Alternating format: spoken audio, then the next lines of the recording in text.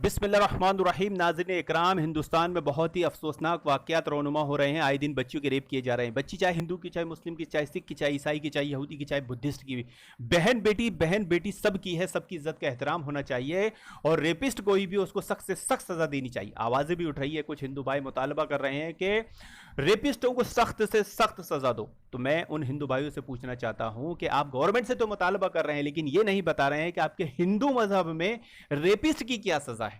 देखिए, इस्लाम कितना प्यारा मज़हब है, उसने इंसानों के जज्बात का कितना ख्याल रखा है कि अगर रेपिस्ट वो हो जिसकी शादी नहीं हो, उसने जज्बात में आके ऐसा गुनाह क्राइम कर दिया हो, तो उसे सरेआम 80 कोड़े मारे जाए।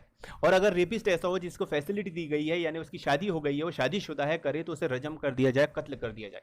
इंसानों के जज्बात का ख्याल रखने वाला इतना प्यारा मज़हब, इतना प्यारा मज़हब बनाने वाले, इतना कानून बनाने वाले रब अल्लाह रब्बुल आलमीन को आखिर आप लोग क्यों नहीं पहचान रहे हो? उस पर क्यों नहीं ईमान ला रहे हो?